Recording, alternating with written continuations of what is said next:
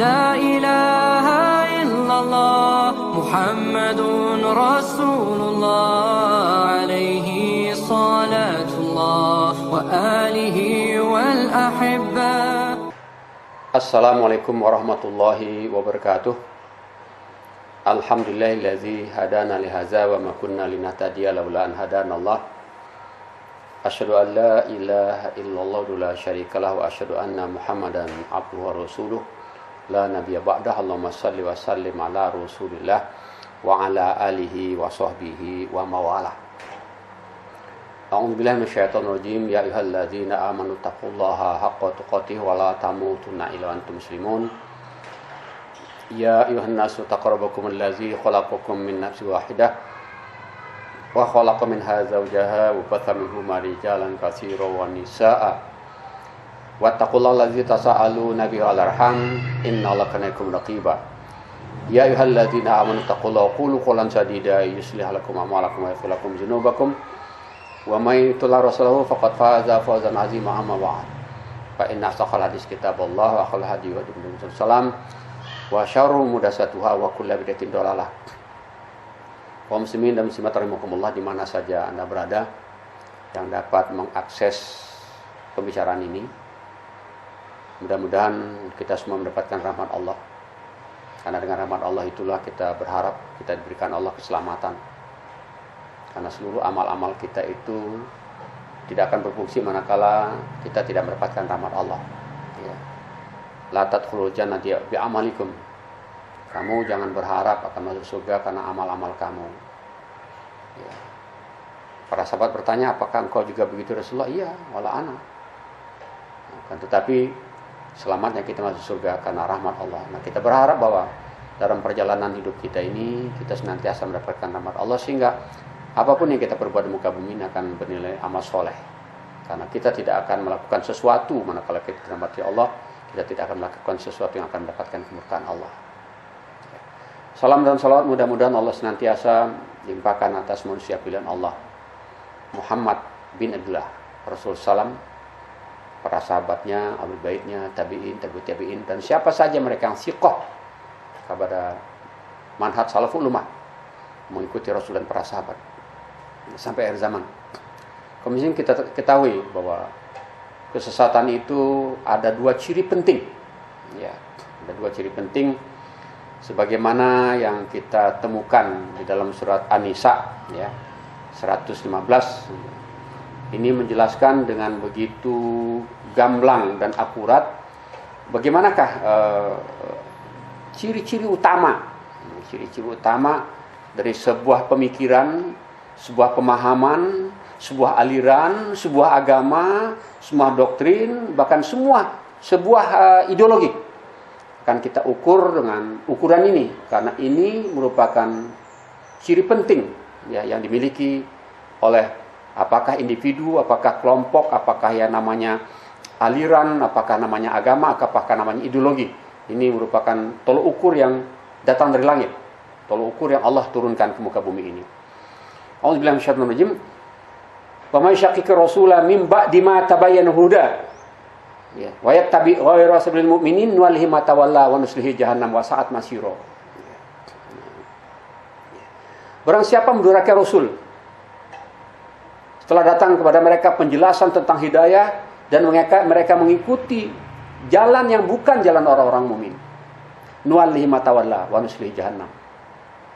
Allah memperosokkan mereka, membiarkan mereka berkuasa atas kesesatan yang mereka pegang. Dan akhirnya Allah akan masukkan mereka ke dalam jahannam, dan jahannam adalah tempat kembali yang paling buruk. Jadi ada dua kaum muslimin mendurhakai Rasulullah. Dua, tidak mengikuti jalan orang-orang mukmin. Jadi satu, ciri kesesatan itu siapa saja mereka.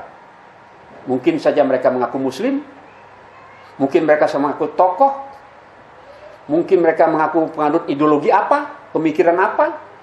Manakala mereka memiliki dua ini, maka mereka dipastikan akan terperosok masuk dalam kategori sesat.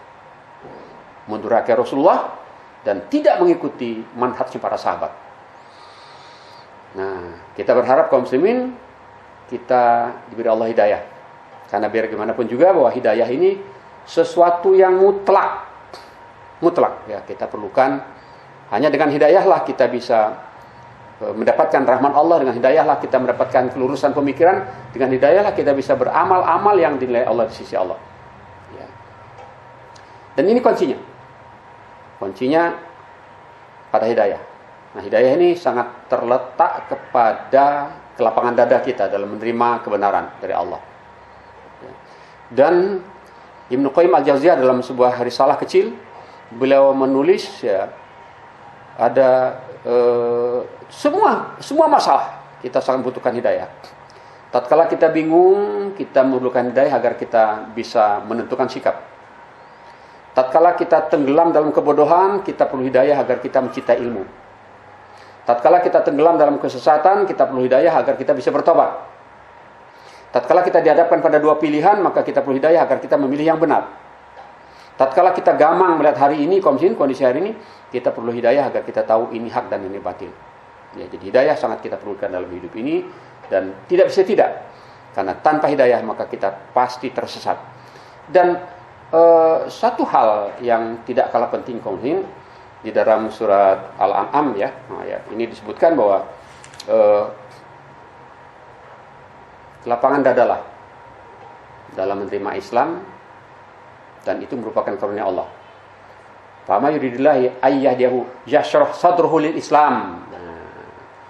Barang siapa yang dikehendaki Allah, dia akan diberikan hidayah, dia tentunya akan dilapangkan Allah dadanya dalam memeluk Islam, dalam menerima Islam. Wa yurid ayyudillahu yaj'al sadruhu dayqan harajan.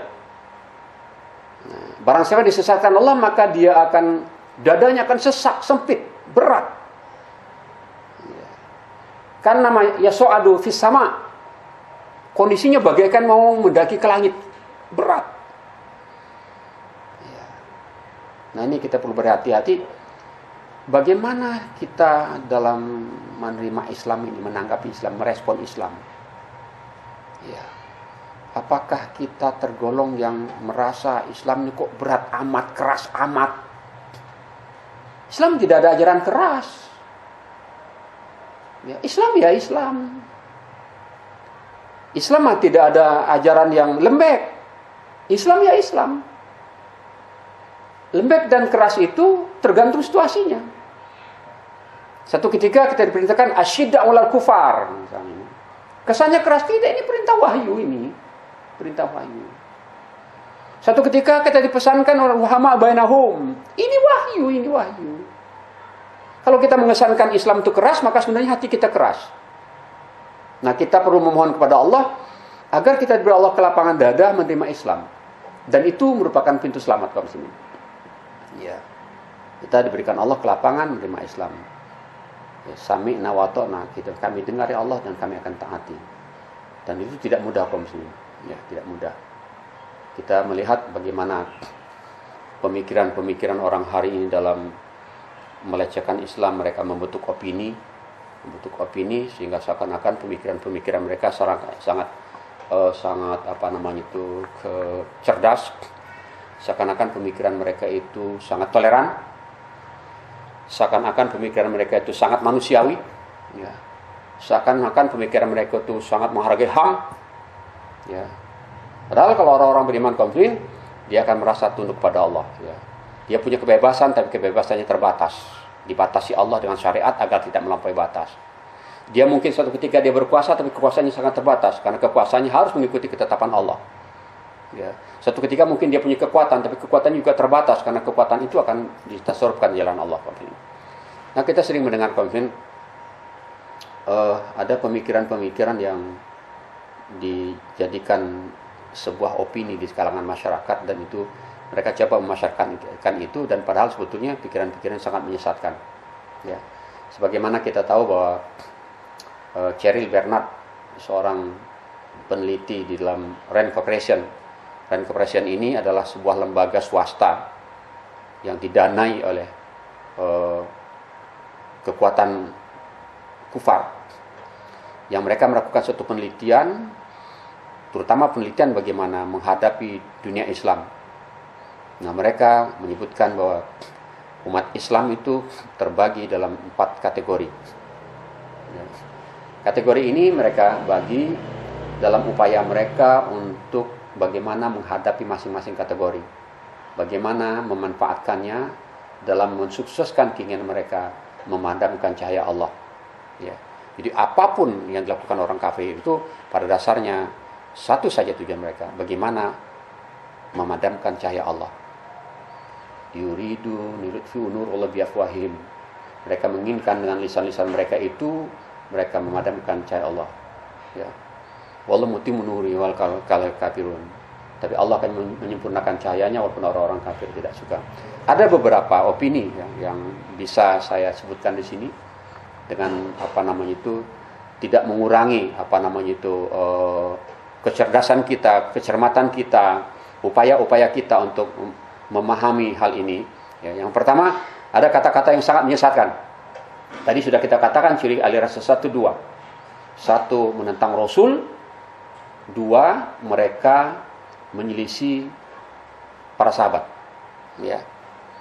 Yang pertama, mereka sering mengumbar kalimat-kalimat semua agama itu sama. Pada akhirnya semua akan masuk surga. Nah, ini yang melontarkan kalimat ini sudah tidak ada hari ini. Sudah masuk dalam kubur, dan mudah-mudahan kita tidak tersihir dengan kata-kata yang seakan-akan rasional ini. Beliau mengatakan semua agama sama dan pada akhirnya semua orang akan masuk surga. Saya tidak tega menyebutkan namanya, karena beliau sendiri sudah dikubur. Kemudian tinggallah kita bagaimana kita menilai ini dengan satu tasawur yang benar. Kalau semua agama yang sama, maka semua agama itu akan masuk surga. Maka jelas Quran ini, ya, Quran ini ada yang salah. Apakah mungkin Quran salah? Ya, orang-orang beriman akan mengimani kitab. Di dalam Al-Quran disebutkan di awal-awal Al-Baqarah, setelah menyebutkan alif lam mim, zalikal kitabul la raiba fihi hudal lil muttaqin. Jadi kita tidak punya keraguan sedikit pun. Nah, di dalam Al-Quran disebutkan innal ladzina kafaru. Sungguhnya orang-orang kafir itu, innal ladzina kafaru min ahlil kitab, dari ahlul kitab wal musyrikin, dan orang-orang musyrik, fi nari jahannam khalidina fiha. Ya. Mereka itu di dalam jahanam kekal dalamnya. Ulaikum syarul bariyah, mereka itu seburuk-buruknya makhluk. Kenapa? Barangkali dari status sosial mereka sangat menonjol. Sangat menonjol. Ya. Dari kecerdasan mungkin mereka bisa ada yang di atas rata-rata. Karena mereka tekun dalam dunia pendidikan, mereka pintar, bisa jadi profesor dan sebagainya. Tapi ternyata kepintaran, kecerdasan mereka itu tidak bisa menyelamatkan mereka dari kesesatan. Kecerdasan mereka itu tidak bisa jadi sarana mereka menangkap hidayah. Ya, innal ladzina kafaru min ahlil kitab wal musyrikina fi nari jahannam khalidina fiha. Ulaikum syarrul bariyah. Nah, kalau kita katakan semua agama masuk surga, maka ini bertentangan dengan ayat ini. Ayat ini kah yang salah, pas statement manusia ini yang salah? Tentunya kita akan katakan statement Allah, firman Allah tidak akan pernah salah. Tidak akan pernah salah. Pasti benar, janjinya pasti tepat. Gambaran-gambaran masa depan yang digambarkan Allah ketemu oleh kita, tahu. Ya. Nah, itu yang pertama. Jadi hati-hati, karena kalimat-kalimat ini sudah mulai ditiupkan sejak di sekolah-sekolah dasar. Anak-anak, kita harus toleransi pada saudara-saudara kita non-muslim, karena semua agama itu sama saja. Semua akan ke surga. Ini racun, sejak dini sudah dimasukkan racun dalam kepala-kepala anak-anak kita. Nah, oleh itu tugas orang tua bagaimana mendampingi pendidikan anaknya agar tidak tergelincir akidahnya. Akidah ini penting karena sesuatu yang dibangun di atas akidah yang salah pasti roboh. Nah, yang kedua, ada ungkapan yang sangat ini ya, sangat seakan-akan rasional sekali, ilmiah. Tapi ini satu pemikiran yang memang orangnya meninggalkan ilmiah itu sendiri. Seakan-akan ilmiah tapi tidak ilmiah. Apa misalnya begini? Mengapa kita menyalahkan orang-orang ateis? Ya, dan mengatakan ateis itu musuh orang beragama. Padahal kata mereka, Tuhan itu sendiri ateis, Tuhan itu tidak bertuhan. Nah, ya. Ini saya punya data tentang ini, ya. Dan ini dilontarkan oleh orang-orang jaringan orang liberal. Ya. Saya keberatan kalau menyebutkan jaringan Islam liberal. Kenapa? Islam itu tidak ada yang liberal. Islam itu mengikuti aturan Allah. Kita tidak bebas berpikir, menentukan satu sikap kita dalam menentang Islam, tidak bisa. Kita bebas berpikir untuk mengenal Islam, untuk taat kepada Islam. Ya. Untuk taat kepada Islam. Ya memang pada akhirnya dikatakan la ikraha fiddin, ya, tidak ada paksaan. Tapi bukan bebas mena-mena. Kenapa? Kita akan diminta pertanggungjawaban. Ya. Qad tabayyana apa? Qad tabayyana rusydu minal ghayy. Kenapa? Sudah nyata antara yang rasyid dan yang salah, dan nyata. Jadi Allah memberikan kesempatan, silakan. Faman nasya'a falyu'min, waman nasya'a falyakfur. Kamu beriman silakan, kamu kafir silakan. Kenapa? Ini rambunya sudah jelas. Kamu diberi satu alat, akal, pikiran, hati, agar dengannya kamu bisa merenungkan. Dan kalau kamu akan jujur, kalau kamu jujur maka kamu akan menemukan kebenaran itu. Nah, jadi kalau ada yang menyatakan jangan nyalahkan ateis dan menyebutkan ateis itu bertentangan dengan agama, ya enggak. Karena mereka mengatakan Tuhan sendiri ateis. Lah, kalau dia masih punya Tuhan juga, dia bukan Tuhan namanya. Itu yang dijadikan Tuhan. Tapi Allah ini tidak membutuhkan kita jadikan Tuhan atau tidak. Kalau kita mau selamat, ya Allah ini. Bisa kita temukan misalnya dalam surat Maryam. Rabbus samawati wal ardi wa ma bainahuma wa ma tahtas sara fa'budhu wastabir li ibadatihi. Ya. Rabb langit dan bumi itu Allah, bahkan yang ada dan antara keduanya. Fa'budhu, sembahlah dia. Kenapa? Dia pemilik. Dia pemilik. Ya. Pemilik apa? Langit dan bumi. Dan tidak hanya sekedar memiliki, Allah menciptakan. Allah tidak ngaku-ngaku, Allah ciptakan dari tidak ada menjadi ada. Allah rawat. Allah pelihara penduduknya itu. Dengan oksigen, dengan makanan, dengan air dari langit diturunkan Allah. Diutus lagi Rasul agar tidak tersesat. Jadi Allah lah, memang Allah tidak memerlukan Tuhan. Hayyu qayyum. Ya. Allah berdiri sendiri, hidup dan berdiri sendiri. Allah tidak pernah tidur. Ditimpa kantuk saja tidak. Nah, lebih mengerikan lagi konflik. Ada satu sikap mereka yang sangat melecehkan lembaga pernikahan. Ya. Institusi pernikahan. Ya. Apa kata mereka katakan? Pernikahan yang dikatakan sebagai pembirokrasian seks ini tak lain dan tak bukan adalah lembaga yang berisi tong-tong sampah penampung sperma secara anarkis.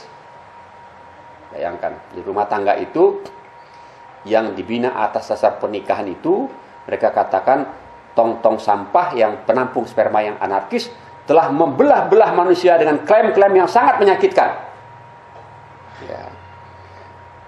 Istilah pelacur, anak haram pun muncul dari rezim ini.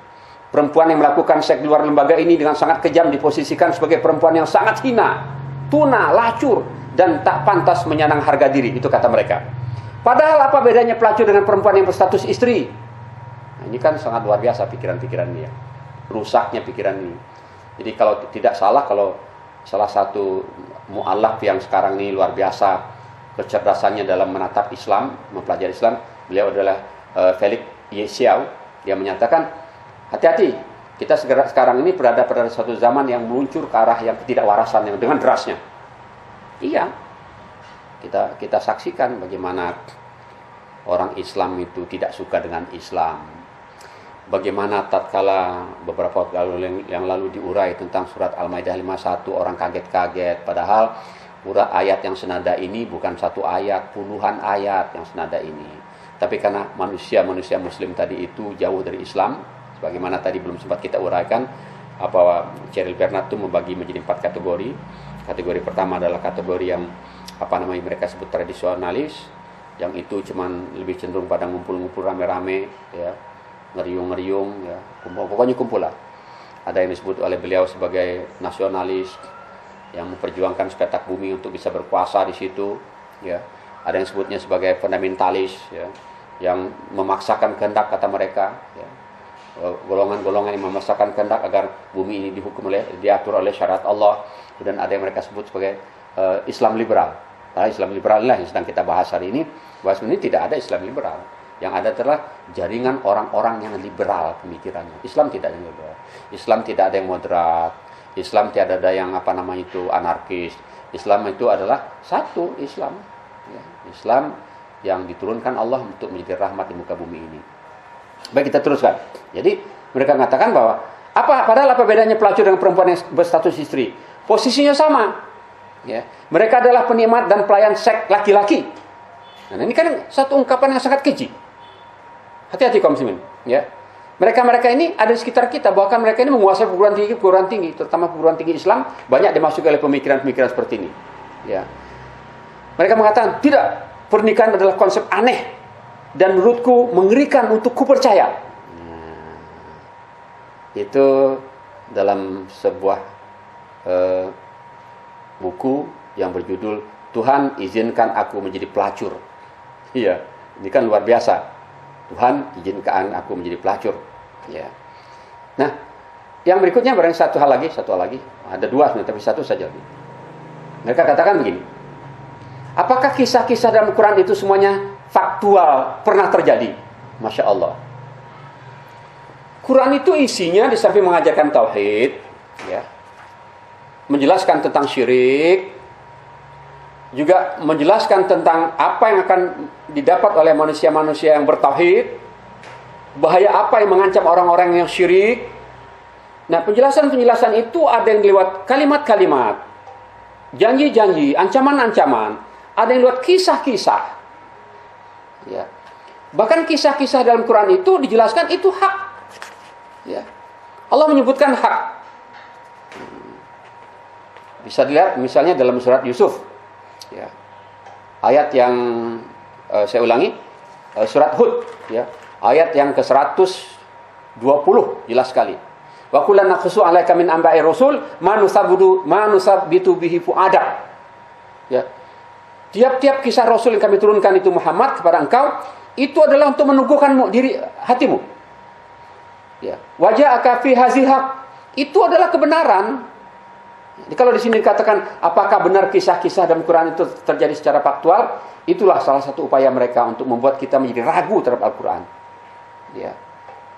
Ya, mari kita pelajari kapan Quran itu ditulis, dibukukan, bagaimana tanggapan orang-orang di luar Islam dalam mengomentari pembukuan Quran ini, bagaimana orang-orang non-Islam itu berkomentar tentang originalitas kitab suci Al-Quran, ya, tidak satu dua yang berkomentar tentang satu-satunya kitab suci di muka bumi ini yang orisinil adalah Quran. Nah, marilah kaum muslimin kita mulai menata diri bahwa sebetulnya persoalan ini persoalan hidayah. Manakala kita lepas dari hidayah, maka jelas kita memang akan sempit dalam menerima Islam, dada kita sempit, ya. Dan beberapa resep yang dibukakan oleh para ulama untuk bisa menerima hidayah. Yang pertama, mari kita pelajari Islam itu sungguh-sungguh, karena dia merupakan salah satu bentuk hidayah berupa hidayatul bayan. Ya. Kemudian yang kedua, bertemanlah kita dengan orang-orang soleh, karena orang-orang soleh akan membuat kita nyaman bersama mereka. Yang ketiga, mari kita berdoa kepada Allah agar Allah senantiasa menyatukan kita dengan Islam. Ya muqallibul qulub tsabit qalbi ala nikah. Ya muqallibul qulub tsabit qalbi ala dinika. Ya Allah, tolong yang membolak-balikkan hati, teguhkanlah hati kami dalam berpegang teguh kepada Dinmu. Ini barangkali kaum muslimin yang dapat saya sampaikan pada kesempatan ini, mudah-mudahan bermanfaat. Billahi taufik. Wassalamualaikum warahmatullahi wabarakatuh. La ilaha illallah Muhammadun Rasulullah alaihi salatullah wa alihi wal ahibba.